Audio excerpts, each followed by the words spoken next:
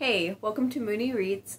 My name is Beck, and today I'm going to be talking about 8 great poetry books that I read in 2020. Like I mentioned in a previous video, rather than doing just one top list for the year, I've split it up into genres because there are just so many amazing books that I read.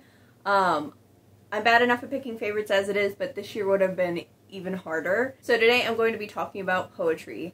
Now these aren't in any sort of tiered order. I'm going to go mostly alphabetical by author with one exception, and that one exception is actually a book that's about poetry rather than a book that is poetry. So we're going to get started with How Poetry Can Change Your Heart by Andrea Gibson and Megan Falley. I read this in April, which was National Poetry Month, and I just adored this book. This really set me up for success with the rest of the poetry that I read this year. I'm already somebody who enjoys poetry. I'm not as well versed in poetry as I would like to be, but I really love the medium, and I like what it can do in terms of like communicating emotion and evoking feelings, and this just really framed it in a way, and it really refreshed my I guess like emotional attachment to poetry in a lot of different ways. I recommend this to people who are just getting into poetry, people who have been into poetry for a while. I think that most people could get a lot out of this, and it's not very long. And it's also by Andrea Gibson, who is one of my all-time favorites. Then next we can get into some actual poetry collections. The first poetry book that I have, I feel like I haven't really talked about nearly as much as some of these other ones, but that is Bastards of the Reagan Era by Reginald Dwayne. Dwayne talks about his experience being in the prison system, and talks about a lot of the problems that there are kind of within the criminal justice system that we have going on as a whole. This is just really brilliant poetry overall. There were so many allusions. It was chock full of allusions to not just classic literature, but also hip-hop. It is so layered. It's just really incredible poetry, and I'm really excited to read his most recent poetry collection, which is Felon. I think I was supposed to read it like last month or something like that, but reading has not been my strong suit the past couple of months, so I haven't gotten to it quite yet, but I'm super excited to get to that, as well as his memoir.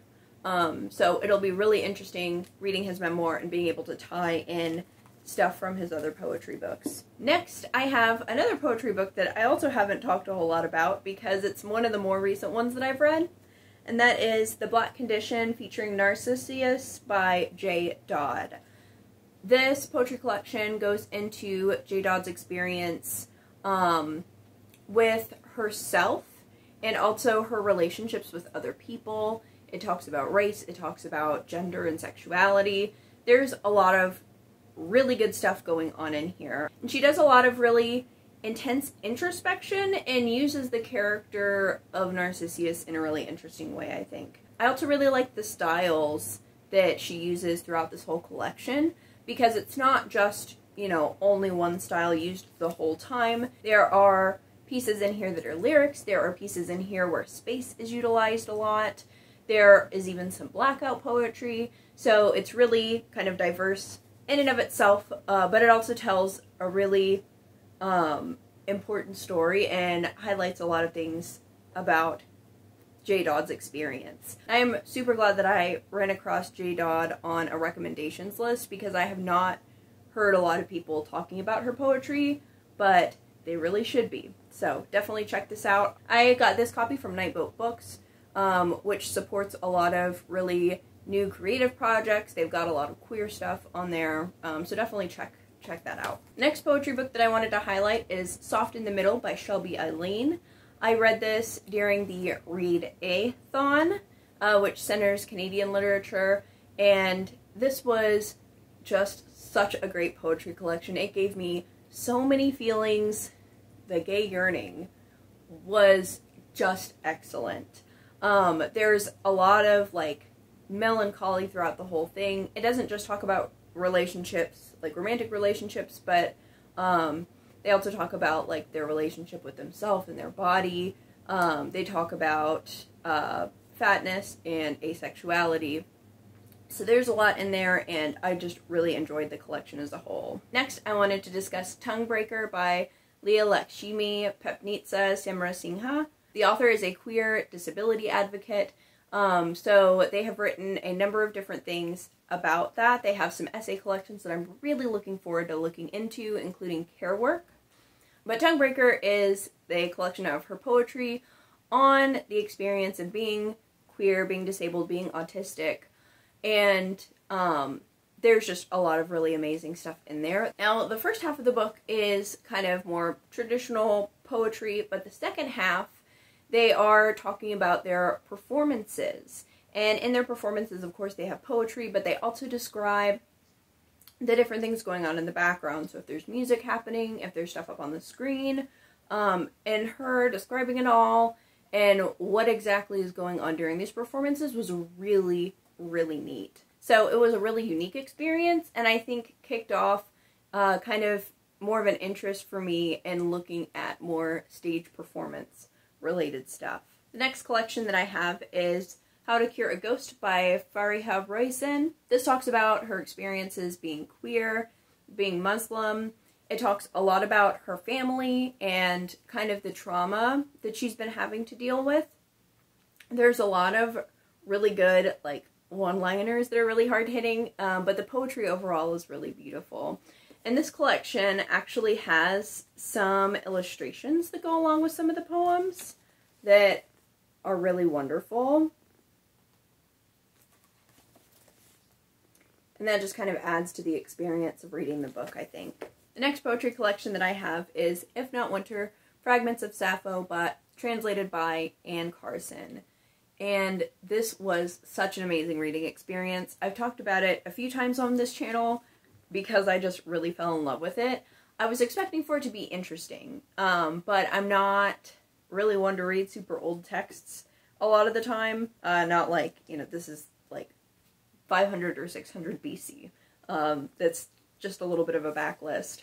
But I really connected with a lot of it.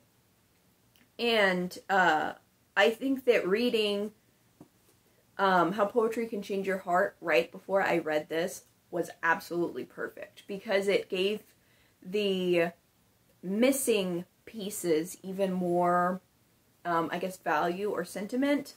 The big thing about this specific translation is that they show you where exactly the documents are damaged, since it is so old. Of course, the manuscripts are incomplete, so they actually mark where the document is damaged, and that adds so much beauty to it.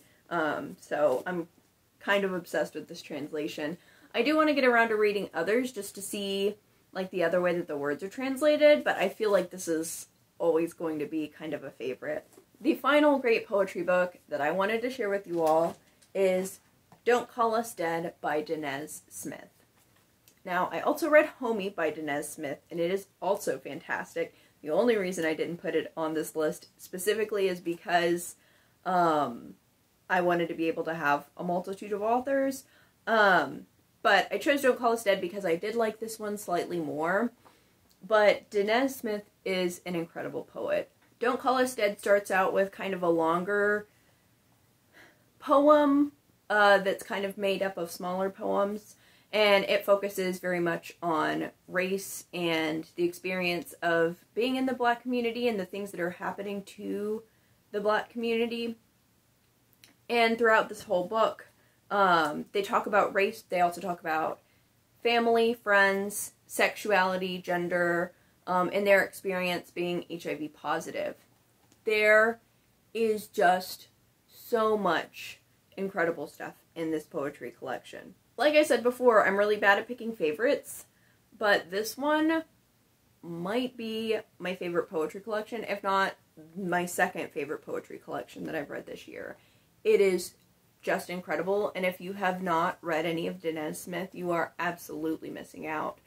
I know that the audiobook of Homie is on Scribd, and they actually read it, so if you have Scribd, absolutely go do that. So these are 8 of the great poetry books that I have read in 2020, If you read any really good poetry collections, definitely let me know about them down in the comments. And thank you all so much for watching. Bye.